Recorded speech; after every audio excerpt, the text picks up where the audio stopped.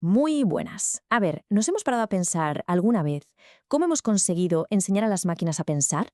Hoy vamos a hacer un viaje alucinante por la historia para ver cómo pasamos de tejer patrones en telares a construir los cerebros digitales que hoy mueven la inteligencia artificial.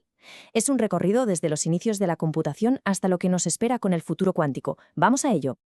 Y es que, ojo, no estamos hablando de ciencia ficción, ¿eh? La inteligencia artificial, la IA, ya no es cosa del futuro, es una realidad que está moldeando nuestro día a día. La tenemos en los algoritmos del móvil, en los sistemas que controlan industrias enteras, vamos, en casi todas las aplicaciones que usamos. Ya es parte de nuestro mundo. Esa es la pregunta del millón, ¿verdad? Porque no es magia, es un lenguaje, es un conjunto de instrucciones muy precisas. Y esta es la historia de cómo aprendimos a comunicarnos con el silicio y el metal, un diálogo que, curiosamente, empezó hace casi 200 años. Antes de viajar al pasado, vamos a quedarnos un momento en el presente. Hoy, la IA es como el motor invisible de nuestro mundo digital. Es la que mueve los sistemas de recomendación que, de alguna manera, adivinan qué película nos va a gustar. Es la visión por ordenador que permite a una máquina interpretar una foto. Y, por supuesto, son los asistentes con los que hablamos a diario. Su presencia es masiva, y esto no para de crecer. Y ahora sí, rebobinamos. Para entender la IA, lo primero es entender qué es un programa. Y para eso nuestra historia no empieza con un superordenador, sino con algo mucho más tejido, con un telar, en la Francia del siglo XIX. Fijaos en esta cronología. Todo arranca en 1804. El telar de Jacquard usaba unas tarjetas perforadas para tejer dibujos súper complejos. Y aquí está la idea clave, la que lo cambió todo. Instrucciones almacenadas. Inspirado por esto, Charles Babbage diseña su máquina analítica para automatizar cálculos. Y entonces, en el 33, entra en escena Ada Lovelace. Se queda fascinada con la máquina. Y 10 años después, publica unas notas que no solo explicaban cómo funcionaban, sino que incluían un proceso paso a paso para calcular una secuencia de números. Eso se considera el primer programa de ordenador de la historia. Es que la genialidad de Lovelace fue ver mucho más allá de las simples matemáticas. Entendió algo que era absolutamente revolucionario para la época, que la máquina no solo podía manejar cifras, sino cualquier símbolo. Vio que podía componer música o crear arte. Básicamente estaba anticipando toda la computación moderna. No iba solo de calcular, iba de procesar información. Brutal. Damos un salto de un siglo.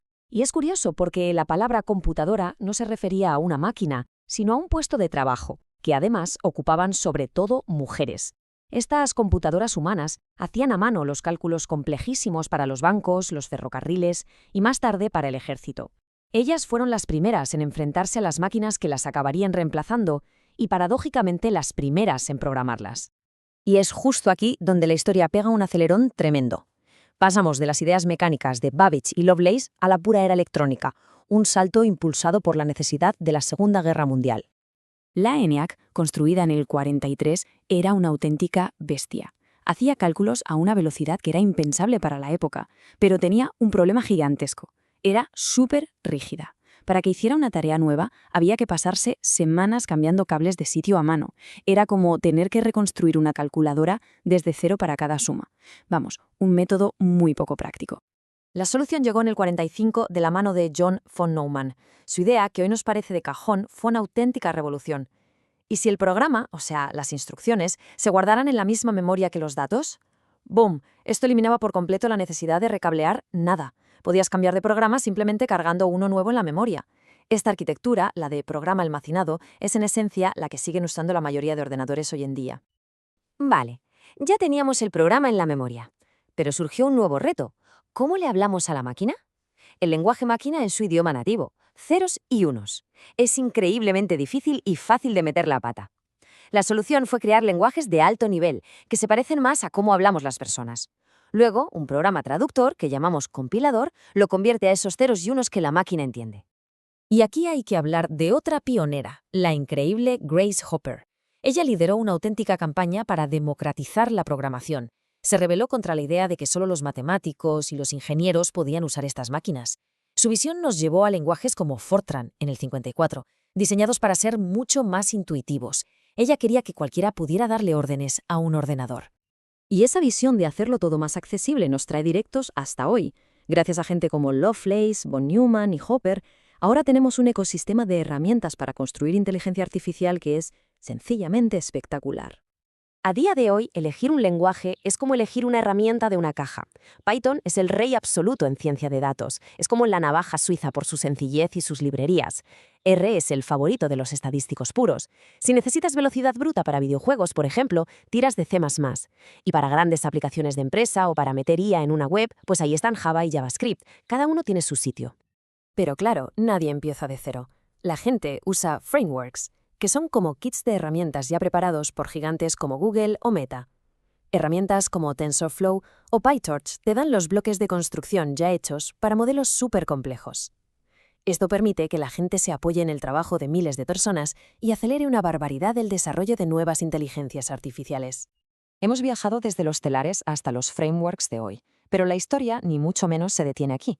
La forma en que hablamos con las máquinas está a punto de dar otro salto evolutivo, y puede que sea el más grande de todos. Hay una fecha clave reciente, 2019. Ese año se anunció un hito que marca el inicio de una nueva era en la computación, un momento que podría ser tan importante como la invención de la ENIAC o la arquitectura de von Neumann.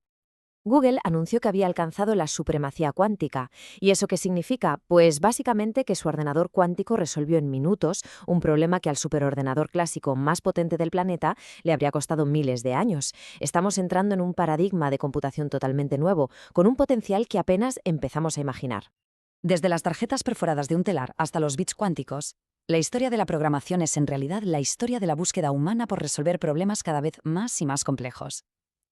Ahora las herramientas son más potentes que nunca, así que la verdadera pregunta ya no es qué pueden hacer las máquinas, sino, con todo este poder, ¿qué grandes desafíos de la humanidad vamos a decidir resolver?